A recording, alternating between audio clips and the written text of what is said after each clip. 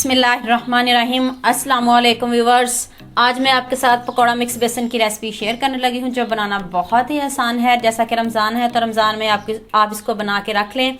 ये देखिए मैंने आधा किलो बेसन लिया, मैंने इसको अच्छे से छान लिया। आपने भी इसको छानना ज़रूर है और ताकि इसमें गुठलियाँ ना हों।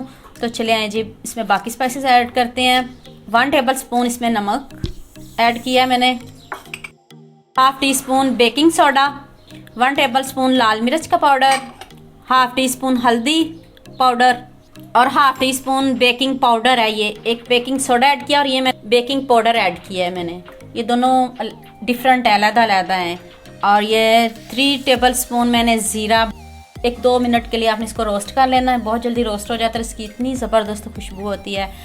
और ये भी 3 टेबल स्पून मैंने इसमें साबुत धनिया ऐड किया है। और ये 3 टेबल स्पून मैंने इसमें चिली फ्लेक्स ऐड की है। इसको रमज़ान में बना के ज़रूर रख लें। ये देखें जी, अब मैं इसको अच्छे से करती हूँ मिक्स। चावल का आटा आप इसमें ऐड ना कीजिएगा, जब आप पकौड़े बनाएं तो तब उसमें ऐड कर लीजिएगा। और ये पूरा रमज़ान आपके काम आएगा। 1 मंथ के लिए आप इसको सेव कर सकते हो। चले जी, अब आप इसको किसी एयरटाइट कंटेनर में डाल सकते हो, जो भी आपके पास जार हो। तो मेरे पास ये शीशे का बॉल है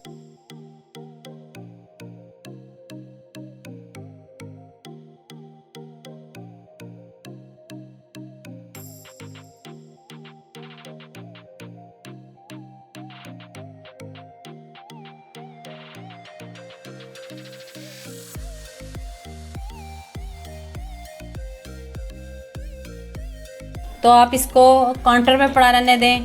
तो जैसे मर्जी यूज़ करें। तो उम्मीद करती हूँ आपको ये मेरी वीडियो बहुत पसंद आएगी। मेरे चैनल को सब्सक्राइब करना और बेल आइकन का बटन ज़रूर प्रेस करना ताकि नई आने वाली वीडियो जल्द से जल्द आप तक पहुँच सके। लाइक और शेयर करना ना भूलिएगा। ओके, अल्लाह हाफिज़।